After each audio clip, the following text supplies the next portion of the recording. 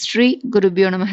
அனைவருக்கும் நமஸ்காரம். இன்று ஆவணி மாத பௌர்ணமி தினம், வேதத்தின் அவதார நாள், ஹயக்ரீவ ஜெயந்தி, ஆவணி அவிட்டம், சமஸ்கிருத தினம், ரக்ஷாபந்தனம், சத்யநாராயண விரதம் என இந்த நாளின் விசேஷத்தை நாம் சொல்லிக்கொண்டே போகலாம். இவ்வளவு சிறப்புமிக்க இந்த நன்னாளில் நாம் சத்யநாராயண விரத மகிமை தெரிந்து கொள்ளலாம். சத்யநாராயண பூஜை செய்பவர் செய்யாதவர் என அனைவருமே இந்த நிறைந்த பௌர்ணமி தினத்தில் சத்யநாராயண விரத கதை கேட்பதாலும் சத்யநாராயணரின் துதியை சொல்வதாலும் ஏழ்மை விலகி செல்வம் சேரும், அவரவர் விரும்பிய கோரிக்கைகள் நிறைவேறும், அமோகமான வளர்ச்சி, வெற்றி, மங்களம் என்பது பெருகிக் கொண்டே இருக்கும். இந்த கதையை படிப்பவர்கள் கேட்பவரது பாவம் நீங்கும். இந்த பூஜைக்கான விசேஷம் என்னவென்றால், ஸ்ரீ மகாவிஷ்ணுவே நாரதரிடம் மனிதர்கள் தங்களது கஷ்டங்களிலிருந்து விடுபட இந்த பூஜையை விளக்கி கூறியுள்ளார். அதன் மகிமைகளையும் தனது வாய்மொழியாகவே எடுத்து சொல்லியுள்ளார். இன்று செய்யும் பூஜையும் இந்த விரத கதை கேட்பதும் பன்மடங்கு அதிகமான பலன்களை தரும்.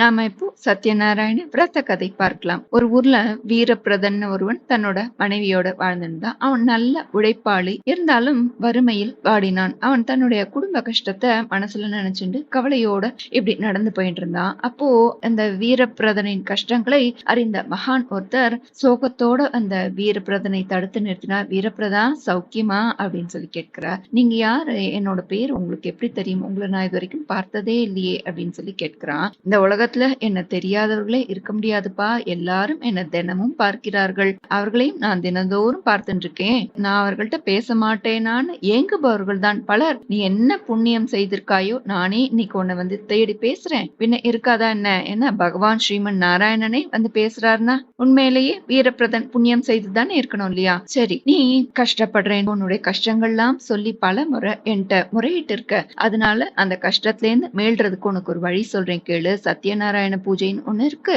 அதோட பூஜை முறைகள்லாம் உனக்கு சொல்றேன். அத நீ முறைப்படி செய், உன்னுடைய கஷ்டங்கள்லாம் தீரும்னு சொல்லி அந்த பூஜை முறைகள்லாம் சொல்லிட்டு அந்த வீரபிரதன் மறுவார்த்தை பேசுறதுக்குள்ள அவர் அங்கேருந்து மறைஞ்சு போயிடுறார். வீரபிரதனுக்கோ ஒன்னும் புரியல. நேரா தன்னோட வீட்டுக்கு வந்து தன்னுடைய மனைவி கிட்ட நடந்த விஷயத்தை எல்லாம் சொல்றான். கடவுள் போல ஒரு பெரியவர் ஒருத்தர் வந்தார். நம்மளுடைய கஷ்டங்கள்லாம் தீர்றதுக்கு ஸ்ரீ சத்யநாராயண பூஜைன்னு ஒண்ணு இருக்கு. அதை எப்படி செய்யணும்ன்ற வழிமுறைகள்லாம் என்கிட்ட சொன்னார். அதனால உடனே வர பௌர்ணமியில நம்ம அந்த பூஜையை செய்யணும் அப்படின்னு அவன் தன்னுடைய மனைவிட்ட சொல்றான். அதுக்கு அவனோட மனைவி சொல்றா, நமக்கு அடுத்த வேளை சாப்பாட்டுக்கே வழி இல்ல, ரொம்ப கஷ்டப்படுறோம். சாதாரண ஒரு பூஜைக்கு தேங்காய் பழம் வாங்கி பூஜை பண்றதே கஷ்டமா இருக்கு. யாரோ ஒரு பெரியவர் சொன்னார் அப்படின்றதுக்காக இவ்வளவு பெரிய பூஜை எல்லாம் செய்து நம்மளால அன்னதானம் எல்லாம் பண்ண முடியுமான்னு சொல்லி அவனோட மனைவி சொல்றா.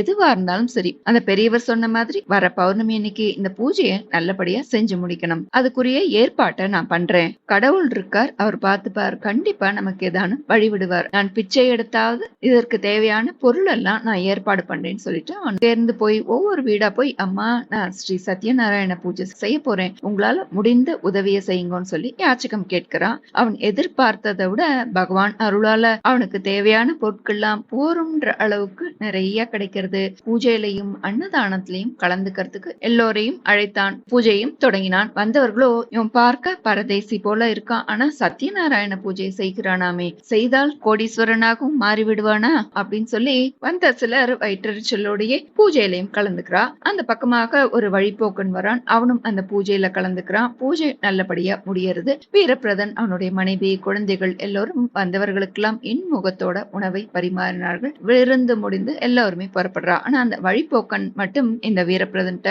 சுவாமி, நான் ஒரு வழிபோக்கன், பசி என்ன ரொம்ப வாட்டித்து, அதனால நான் இந்த பூஜைக்கு அழைக்காமலேயே நான் கலந்து கொண்டேன். நீங்க தந்த அன்னதானத்தையும் நான் சாப்பிட்டேன். அதற்காக நீங்க என்ன மன்னிக்கணும். பூஜை ரொம்ப நல்லபடியா நடந்தது. நீங்க கொடுத்ததுக்கு ரொம்ப நன்றி. நான் வயிற்று பசிக்காக, உணவுக்காக தான் வந்தேன். ஆனா நீங்க இந்த சத்யநாராயண பூஜையை எனக்கு எடுத்து காட்டினீர்கள். இதை பார்க்க காண கண்கோடி வேண்டும். எனக்கு ரொம்ப சந்தோஷம். நீங்களும் உங்களுடைய குடும்பத்துல உள்ள எல்லோரும் எல்லா செல்வமும் பெற்று நோய் நொடி இல்லாம பல்லாண்டு வாழணும்னு சொல்லி வாழ்த்திட்டு அவன் அங்கிருந்து கிளம்பி போயிடுறான். இந்த பூஜையின் பலனாக இந்த வீரபிரதனுக்கு எங்கு சென்றாலும் நல்ல வரவேற்பு, மரியாதை, எடுக்கும் முயற்சிகள் எல்லாம் வெற்றியாகவே அமைந்தது. அவன் வியாபாரம் ஆரம்பித்தான். அதுலயும் நல்ல லாபம், பல கோடிகளுக்கு அதிபதியானான். பூஜையில கலந்து கொண்டு உணவு சாப்பிட்டான் இல்லையா அந்த வழிபோக்கன், அவனுடைய வாழ்க்கையிலையும் நல்ல ஒரு மாற்றம், முன்னேற்றம் எல்லாம் ஏற்பட்டது. அவனுடைய மகளுக்கு திருமணம், நல்ல வேலை வாய்ப்புன்னு ஒரு நிலையான இடத்திற்கும் வந்தான் அந்த வழிபோக்கன். பூஜைக்காக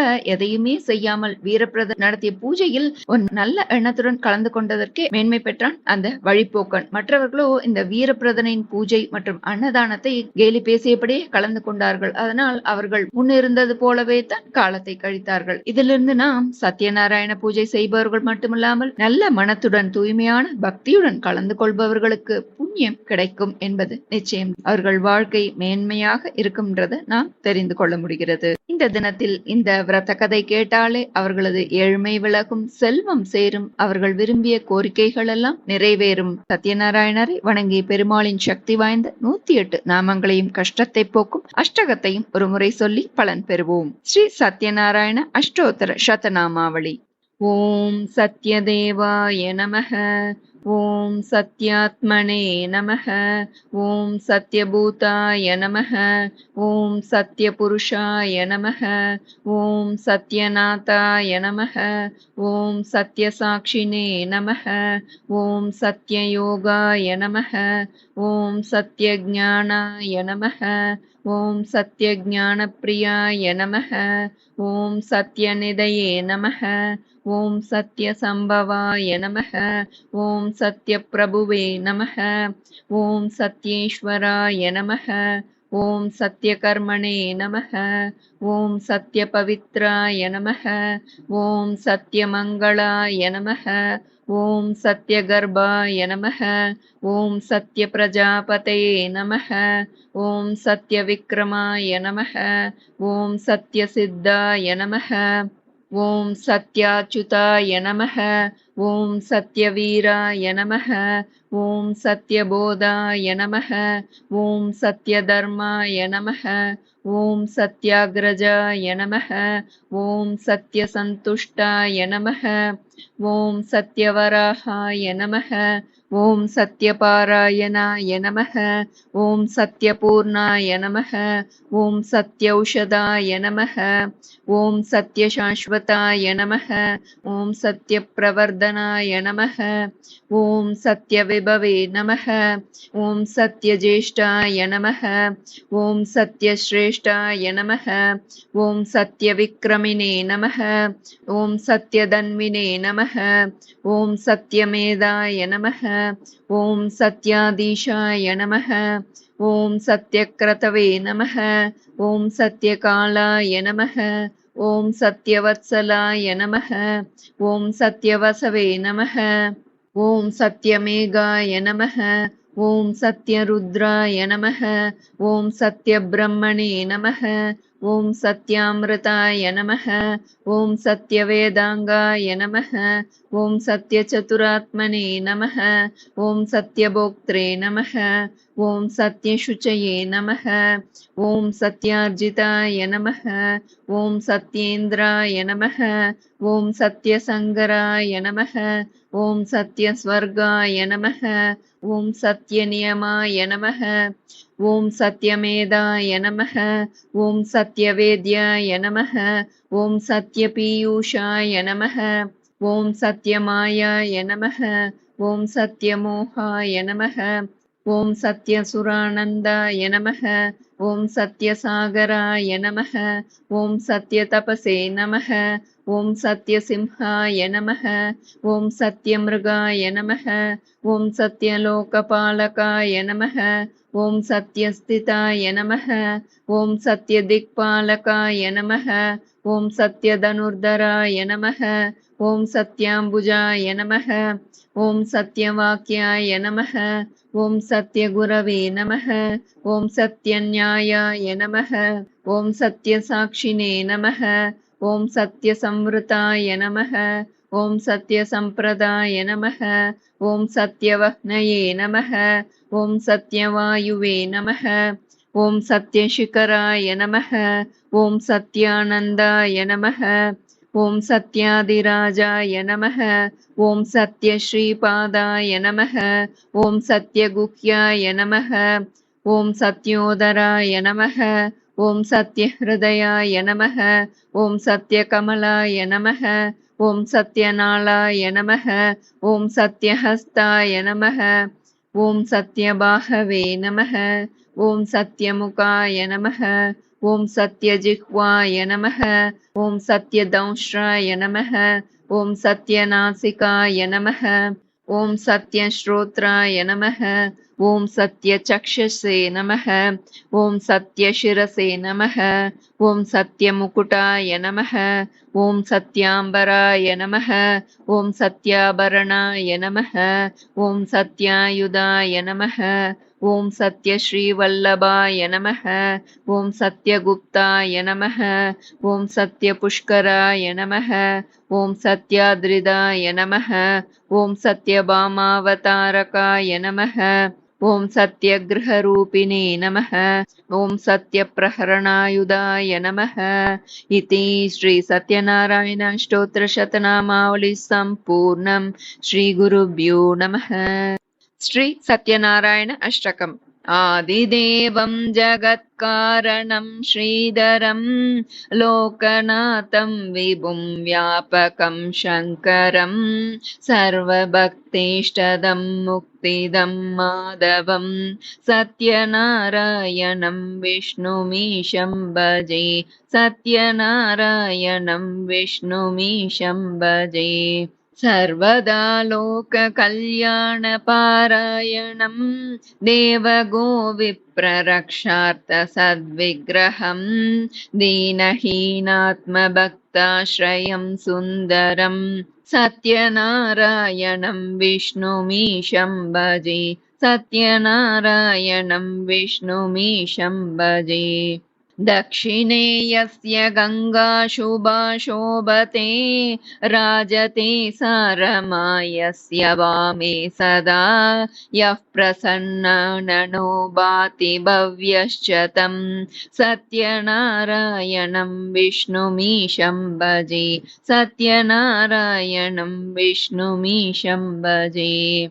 सङ्कटे सङ्गरेयं जनः सर्वदा स्वात्मविनाशनाय स्मरेत् पीडितः पूर्णकृत्यो भवेत् यत्प्रसादाच्च तं सत्यनारायणं विष्णुमीशं भजे। सत्यनारायणं विष्णुमीशं भजे। वाञ्छितं दुर्लभं यो ददाति प्रभुः साधवे स्वात्मभक्ताय भक्तिप्रिय सर्वभूताश्रयं तं हि विश्वम्भरं सत्यनारायणं विष्णुमीशं भजे। सत्यनारायणं विष्णुमीशं भजे। ब्राह्मणः साधु वैश्यश्च तुङ्गध्वजो ये भवन् विश्रुता यस्य भक्त्यामरा लीलया यस्य विश्वं ततं तं विभुं सत्यनारायणं विष्णुमीशं भजे। सत्यनारायणं विष्णुमीशं भजे। येन चाब्रह्मबालतृणं धार्यते सृज्यते पाल्यते सर्वमेतज्जगत् भक्तभावप्रियं श्रीदयासागरं सत्यनारायणं विष्णुमीशं भजे। सत्यनारायणं विष्णुमीशं भजे। सर्वकामप्रदं सर्वदा सत्प्रियं वन्दितं देववृन्दैर्मुनीन्द्रार्चितं पुत्रपौत्रादि सर्वेष्टदं शाश्वतं सत्यनारायणं विष्णुमीशं भजे। सत्यनारायणं विष्णुमीशं भजे। अष्टकं सत्यदेवस्य भक्त्या नर भावयुक्तो मुदा यस्त्रिसन्ध्यं पठेत् तस्य नश्यन्ति पापानि तेनाग्निना इन्धनानीव शुष्कानि सर्वाणि वै। इन्धनानीव शुष्कानि सर्वाणि वै। अष्टकं सत्यदेवस्य भक्त्या नर भावयुक्तो मुदा यस्त्रिसन्ध्यं पठेत् तस्य नश्यन्ति पापानि तेनाग्निना इन्धनानीव शुष्कानि सर्वाणि वै। इन्धनानीव शुष्कानि सर्वाणि वै। इति श्रीसत्यनारायणाष्टकं सम्पूर्णम्। श्रीगुरुभ्यो नमः। हरिः ओम्।